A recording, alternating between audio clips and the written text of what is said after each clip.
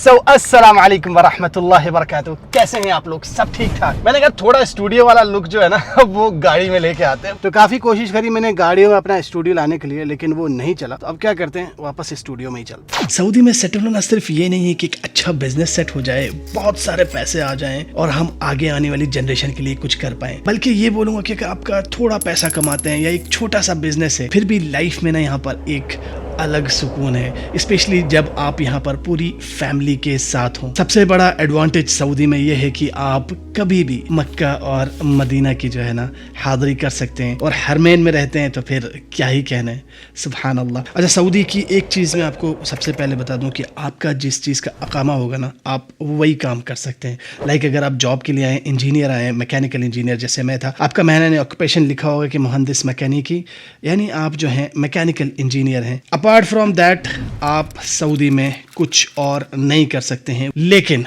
आज ये वाली वीडियो उनके लिए है जो सऊदी आके रहना चाहते हैं और जो भी मर्जी आए ना वो काम करना चाहते हैं। तो चलें इंशाल्लाह बगैर किसी देर किए वीडियो को स्टार्ट करते हैं और एक्सप्लोर करते हैं कि आप सऊदी में किस तरह सेटल हो सकते हैं। तो आज से इंशाल्लाह ओए ये क्या हो गया भाई, ये तो पहले ही नीचे चला गया। तो आज से इंशाल्लाह इस कैमरे को जो है ना हम बाय बाय कर रहे हैं और इसको ऑन करके दिखाता हूँ कि किस सेटअप पे हम आ गए हैं। इसमें माइक का सेटअप अभी थोड़ा चेंज होगा। फ़िलहाल अभी हम लोग ऐसे यूज़ करते थे, ये कुछ इस तरह से, समझ रहे, मतलब ये माइक यहाँ से हमारा रिकॉर्ड करता था एंड ये हमारा फेशियल रिकॉर्ड करता था कुछ इस तरह से, और अभी हमारा सेटअप हो गया है ये। थोड़ा कंपैरिजन मुझे बताइएगा इंशाल्लाह, क्योंकि इसके अंदर जो मतलब बैकग्राउंड सेपरेशन है ना बहुत ही आउट क्लास आ रहा है। फ़िलहाल आप लोग ज़रूर बताइएगा। और अभी हम लोग चल रहे हैं हरम शरीफ, क्योंकि वीडियो बड़ी इंटरेस्टिंग है भाई, बिजनेस सेटअप किस तरह करना है। तो हमने कहा कि एक बार हरम शरीफ भी आपको थोड़ा सा ले जाके आपके अंदर जो जज्बा है यहाँ पे आने का उसको और दुगना कर दे, है ना।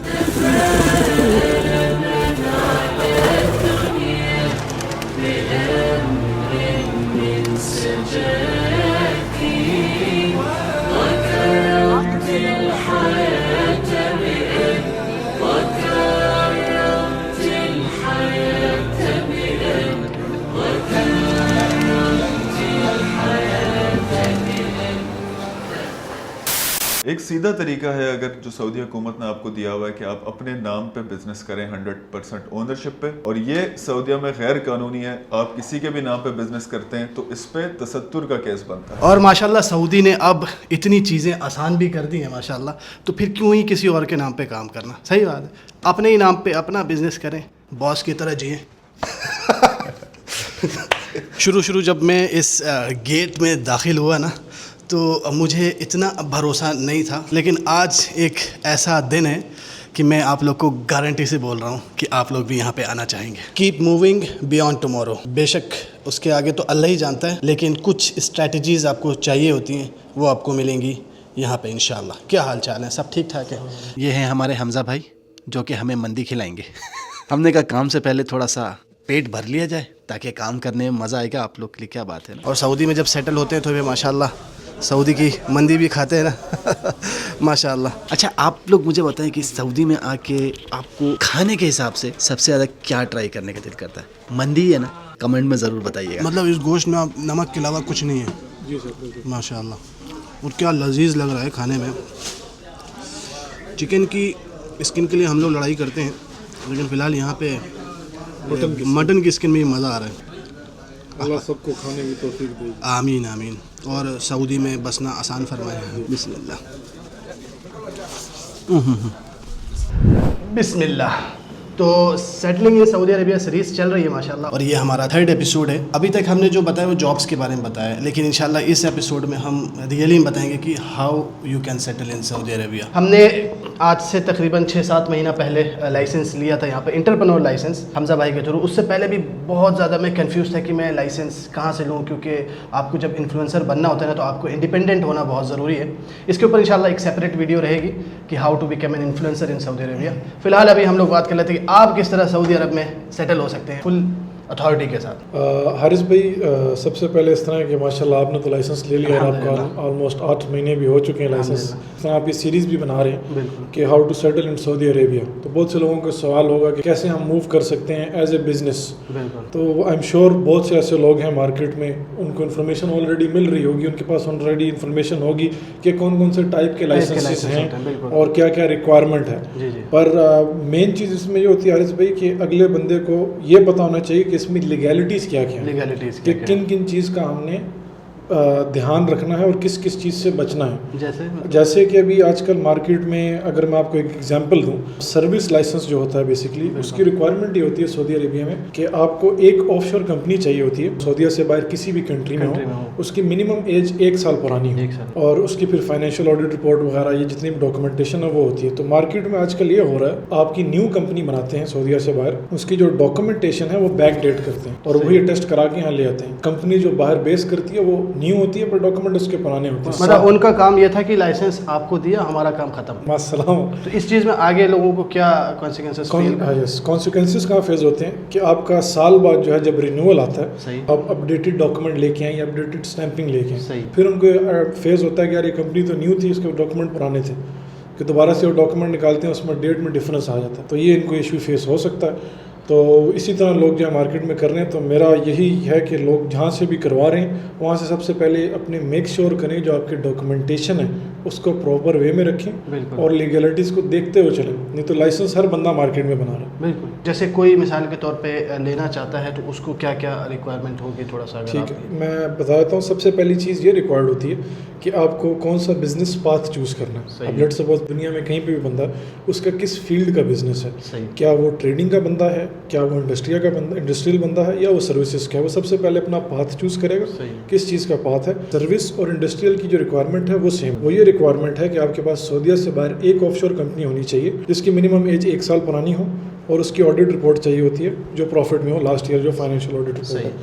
फिर उसकी अटेस्टेशन वगैरह वहाँ से सऊदी एम्बेसी से और अल्लाह आपका भला करे मोफा से, जिस कंट्री से, और वो डॉक्यूमेंट यहाँ फिजिकली लेके आने होते हैं आगे फर्दर मीसा लाइसेंस के लिए।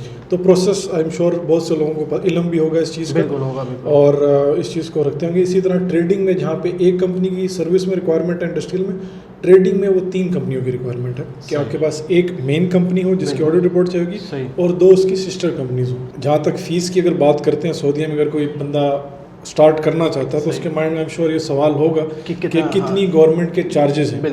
तो अगर गवर्नमेंट की चार्जेस की बात करें अगर, तो आप डॉक्यूमेंट्स के अलावा, तो गवर्नमेंट के जो चार्जेस हैं सालाना, पहले मीसा लाइसेंस की फ़ीस हुआ करती थी जिसे मिनिस्ट्री ऑफ इन्वेस्टमेंट बोलते हैं, उसके पहले साल की फ़ीस थी 12,000 रियाल, दूसरे साल से ईच ईयर होती थी 62,000 यानी 62,000 रियाल। फॉर द पास्ट तकरीबन 1.5 से 2 साल होने वाला फ़ीस ऑन होल्ड है। ऐसा नहीं है कि फ़ीस ख़त्म होगी। यहाँ मार्केट में लोग ये चीज़ भी बोल के लाइसेंस बेच रहे हैं कि यार फ़ीस ख़त्म हो गई है, फ़ीस हटा दी है, मतलब वो चीज़ अभी बिल्कुल क्लियर नहीं है। आप किसी भी गवर्नमेंट पोर्टल पे, किसी भी जगह पे, कहीं पे भी ये मेंशन नहीं है कि फ़ीस ख़त्म हुई है या आपसे फ़ीस 3 साल के लिए माफ़ कर दी। तो ये भी मिसगाइड करके लोगों को लोग लाइसेंस बेच रहे हैं। मतलब अगर आप लोग ये सोच के ले रहे हैं कि भाई अब तो मतलब इतना पैसा देना, जितना आप अभी गवर्नमेंट फीस जो बता रहे हैं उतना लेके बस आप यहाँ आ जाएंगे, ऐसा नहीं, आपके माइंड में होनी चाहिए कि फ़ीस जो भी ऑन होल्ड है वो कभी भी अप्लाई हो सकती है। एग्जैक्टली। अब पर मैं आपको अभी ये बता देता हूँ, अभी जो चल रहा है, अभी इस टाइम पे मीसा की तो फ़ीस नहीं है। आपकी फ़ीस आती है जो गवर्नमेंट के पोर्टल्स हैं, प्लस आपकी एक CR की फ़ीस आती है जिसे सिजिल तिजारी बोलते हैं। 3 या 4 टोटल लमसम अगर फ़ीस मिलाएं तो वो आपकी 5,500 बनती है। इसके अलावा फिर आपको पता है अगर किसी के पास कंपनी नहीं है तो उसकी कंपनी के चार्जेस और अल्लाह आपका भला करे यहाँ पे सर्विस चार्जेस होते हैं जो यहाँ पे सारे इनिशिएट कराने के होते हैं। बहरहाल जहाँ तक मीसा लाइसेंस की बात है तो वो ये है कि अगर फ़ीस आएगी, कितनी आएगी अल्लाह आलम, पर ये अश्योरिटी है कि फ़ीस कम होगी, पर ये भी नहीं बता सकते कितनी कम होगी क्योंकि कहीं पे क्लियर ये नहीं है। तो अगर कोई बंदा यहाँ पे स्टार्ट करना चाहता है, लाइसेंस बना के यहाँ पे बिज़नेस स्टार्ट करना चाहता है, तो उसके माइंड में ये होना चाहिए कि अभी करंटली फ़ीस नहीं है, फ़ीस जब आएगी तो आपने पे करनी होगी। तो आप लोग में से भी इंशाल्लाह कोई भी यहाँ पर सऊदी में सेटल होना चाह रहा है, मुझे लगता है, क्योंकि मैं भी क्या नाम है काफ़ी मतलब 8 महीना हो गया है और वो एक फ्रीडम मैंने यहाँ पर महसूस करी है कि जो भी काम मुझे करना होता है अपने CR में उस चीज़ को ऐड करवाया निशात को और वो काम हम ईजिली कर सकते हैं। बहुत सारे लोग जैसे थे, जैसे भी हमने मताम में खाना खाया तो अपने मुल्कों से या फिर वेस्ट से भी बहुत सारे लोग बोल रहे हैं कि हमें अगर रेस्टोरेंट का बिज़नेस करना हो तो उसके लिए कौन सा जनरल लाइसेंस है? जनरल लाइसेंस है जो सर्विस कैटेगरी का, सर्विस कैटेगरी का उसी कैटेगरी। ट्रेडिंग के काम में बेसिकली इंपोर्ट एक्सपोर्ट, सही हो गया, और रिटेल का बिजनेस, Retail। कोई भी ऐसी चीज़ है जो आप एज इट इज़ लेके बेच रहे हैं जिसको तिजारत बोलते हैं, बिल्कुल सही है, जिसमें आपके हाथ की मेहनत नहीं यूज़ हो रही, वो ट्रेडिंग है। सबसे अच्छी मुझे बात जो लगी ना हमजा भाई की, वो ये लगी, मुझे कोई भी मसला होता है ना, यहाँ तक कि मेरा वैट का रजिस्ट्रेशन करना था, कुछ भी होता है ना,